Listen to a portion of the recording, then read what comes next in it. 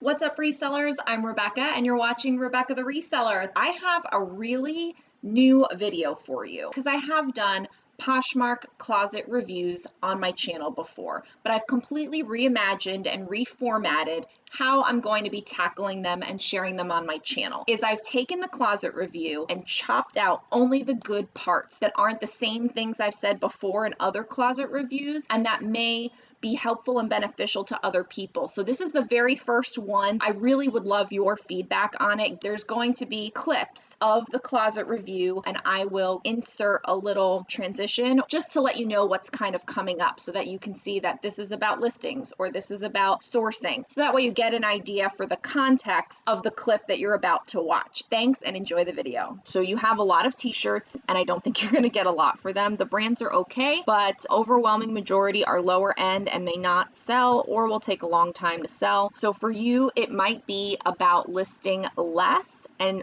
finding better items so that you're not clogging up your store with items that aren't desirable.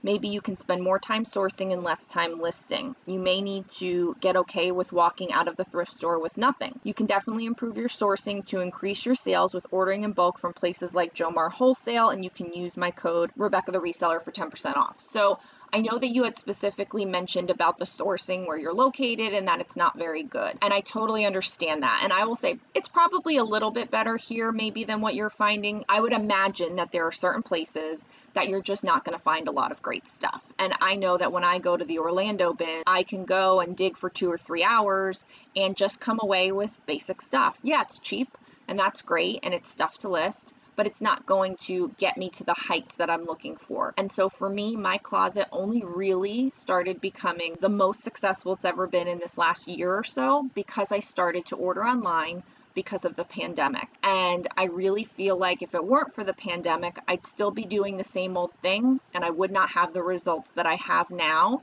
with doing what I was doing. So I really made the conscious choice to become a disciplined sourcer and to only put things in my closet that were of a certain value. So whether it's a cashmere sweater, whether it is a blazer or a jacket, whether it is a dress that is in style from the right kind of brand, whether it is a pair of jeans that is on trend, meaning I'm not putting low-rise jeans in my closet, because that's not what people are looking for. So there's no use in me buying it and listing it because no one's going to buy it. And so, t-shirts and little sleeveless tops that aren't of note or aren't of a desirable brand, like things just to put in your store because it happens to maybe be in good condition and you found it cheap, is not a reason to buy something and put it in your store.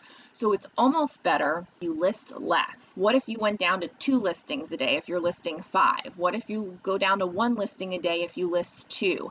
And those items, you spend more time finding better ones, or you do more online research and find things that maybe you've had success with in the past that maybe you can find cheap and then sell it better, and you do more online sourcing. Maybe you do more along the lines of ordering from a place like Jomar or some other such place. I'm affiliated with Jomar, so I'm familiar with them, where you can get a box once a month, a box once a week that will help supplement what you can get cheap. That's going to obviously probably be a little bit more money, but it's going to be better stuff that has a more chance of selling. So I think just really looking at the strategy of what you're doing with your reselling and sourcing specifically can really help here. I totally get the sourcing issue that you're having, and I just think it's a matter of not just listing to list, not just buying to buy. Maybe you want to do some sales to get rid of all of the stuff that's not great. Like here, women's blue crocheted lace teardrop tank top, unknown. And so you might not even have a size for this because I see that you're putting measurements here in the size, unknown brand. Like, what are the odds that someone is going to buy that from you? Do you really feel like someone is going to buy that? Like, why is that in your store? Is it because you happen to find it and it happened to be inexpensive? And so you said, well, I might as well list it. No one's looking for that top. No one's looking for it. And I don't mean to be rude or anything like that, but that's the kind of ruthless nature you might want to start implementing when deciding what to purchase and what to list, because you are spending your money and your time on something that may never sell. Now, if you put some of these things on a 5 for $25 just to get them rid of them, then they might sell that way, and that's fine. But I would bet money that that item will not sell. And so it's a shame because it's in your closet and you're sharing it multiple times a day, I'm assuming. And you spent your money on it, and you spent time listing it, and you're storing it in your home. I think that's the biggest issue that, you mentioned in here is sourcing. And so I think there's a lot of things in here that we should get rid of. And I think that there's a lot of things that you should never, ever, ever, ever buy again. And I think that there's a lot of things that should just go. If you can't just let them go, then I think you need to do a 5 for $25 sale or some kind of name your price sale. Promote it in my Facebook group for sales on Poshmark. Just go ahead and get rid of a lot of them. Or maybe send a box off to ThredUp or something, and then just constantly focus on putting only good stuff going into your store. Okay, I'm gonna leave that there. So in general, I thought that most of your photos were too dark. Consider box or ring lights with daylight bulbs as a business investment when you're able to make it. Try to use a photo editing app like PicTapGo or Photo Room, and that will really brighten and enhance your cover photos. I think the photos themselves look good. I can tell that you are a professional seller. I can tell that you're hanging it nicely, that you want it to be straight, that you're doing a good job putting it on your mannequin, that you're hanging it, correctly like that. I can see all of that. That is all good. The presentation itself is fine. It's the lighting that I have an issue with. Perhaps upgrade your hanger as well so that it just shows a higher end presentation. There's a lot of the just normal plastic hangers or these kind of hangers that just come from the store, and they just don't it just looks like a random person that has a random hanger that is throwing up an item on Poshmark. The hanging, I'm assuming that's a half mannequin, hanging half mannequin. Perhaps I have one of those. I like them. That looks better, of course, but if you're going to just hang something on a hanger, which is what I do, just get a nice hanger set. Even if you don't get as many as I bought a whole set because I have a clothing rack and I prep the items ahead of time and then take the photos. If you're doing one at a time and you don't want to get a whole set, that's fine. Go to like a Home Goods or a Marshalls or anywhere like that where you can buy just one hanger. That's nice. That's like a velvet hanger or a clear hanger or something that just looks a little nicer. The background for the hanging mannequin shots could be upgraded to white paper, and I don't love flat lays on the floor. You can get white poster board. So this one, the ambiance floral, that looks like it was taken in front of a wall that's white. So that's not too bad. But this one, I can tell it's like a sheet. I don't love that. I don't love the ones on the floor. You should just go to the dollar store and get 2 pieces of foam board or poster board, or 4 pieces, and you can make an even bigger area. Just have it be white. Have it be white because it's clean and clear, and when you do an edit, it will brighten everything up, and so it will look really good. These things with the sheet behind it, I don't think it's doing anything for you. So I think between them being dark, get light, use the photo editing app. Better hanger and foam core or poster board for flat lays, and then like I ordered off of Amazon the photo backdrop paper. It was $40. I ordered it at least 2 years ago. It's still hanging on my wall. I have not changed it. It's the same paper. It's not like you have to change it all the time. It's literally been hanging on my wall for years now. And so it was a one-time investment, and I use it all the time, and I have my command hook, and everything is good.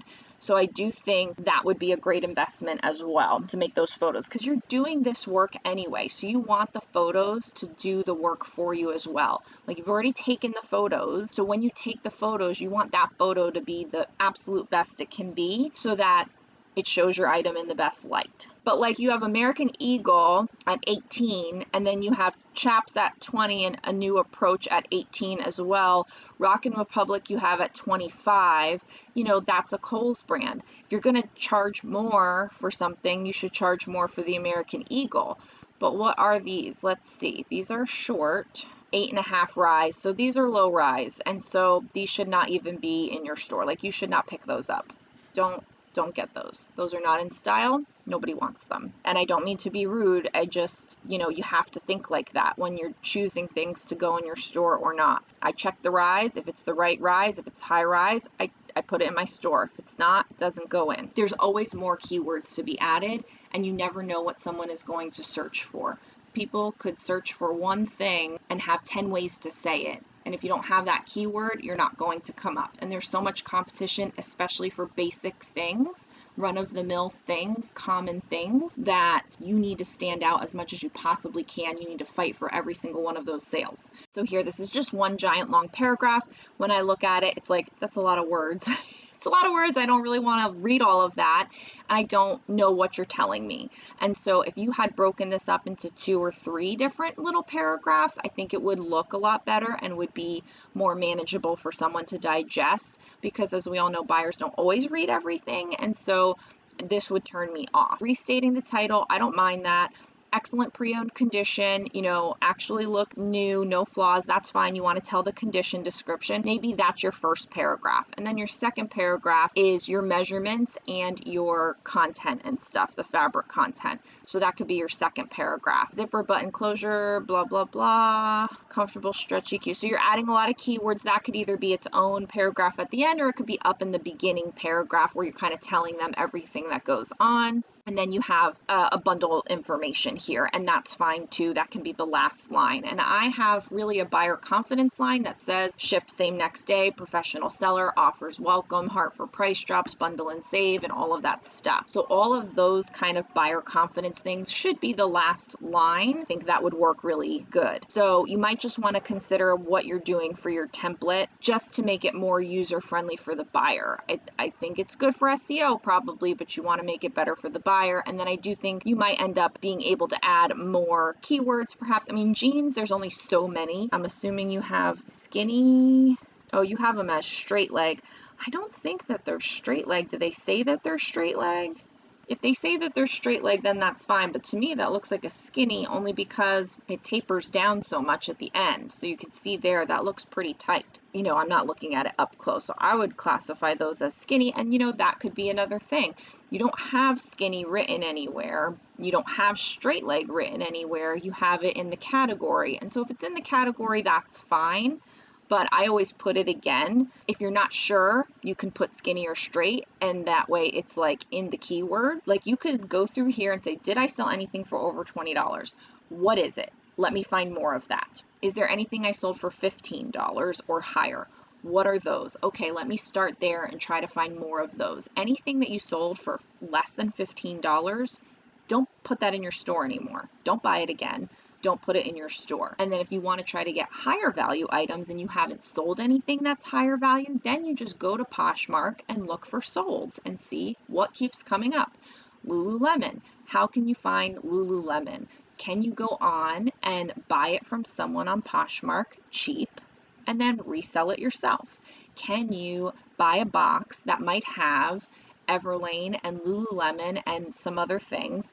Can you go to a consignment store? Can you source locally from people? There's lots of different sourcing methods, and I think just being reliant on going to the thrift store and buying whatever they happen to have there on the day you happen to go and think that that's going to be your business, I don't think that's a good business plan. I think you need to be more in control of what you're sourcing on purpose. Bundle discount. I don't think this is a major thing, but I think it's something you could easily fix. So you have 20% off of 3. I don't love that. I think with a closet your size and the types of items you have, it may be hard for someone to find 3 items that they like, that's in their size, that, all systems are go for them, and that they would be willing to purchase in order to take advantage of your bundle discount. And so you may want to make it 20% off of 2. That's what I do. I think it's easier for someone to find 2 items that they would be interested in purchasing and get that discount than 3 items. So overall, I can definitely tell that you're a professional seller, and it shows through your descriptions and photos. This is great to show the buyer that they will have a good experience with you. I think your 2 biggest areas to improve are sourcing and photos. If you focus on name brand items that have inherent value, and listing less and only the best stuff you can find, this will help.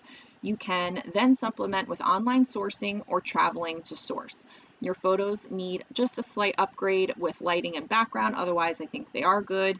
Light Kit and Pick Tap Go will do the trick, as well as some white photo paper. You can make some additional tweaks for the description, and those could easily be implemented. Overall, I think you're on the right track and have a lot of things going the right way. If you can make these improvements as well as list consistently and share more often and give really good discounts, I think you can have a great closet. You're doing the right stuff. So it's just a matter of tweaking all the levers in your closet to get all your systems and processes on par. And then I think really focus on the sourcing after that and being extremely intentional about it so that you can have more success for all the work that you're doing, because I can tell you're doing a lot of work. Okay, those were the clips. That was the best meat of the closet review that was just conducted for the person that purchased it. Thanks so much for watching. Go ahead and leave me some feedback on this video by liking or disliking so I know how you feel. Leave me some specific comments down below. Of course, subscribe to the channel and check out the description for all of the cool stuff, the tips, the tools, the resources, everything I put together for you. It's all in that description down below. I'll see you in the next video. Bye.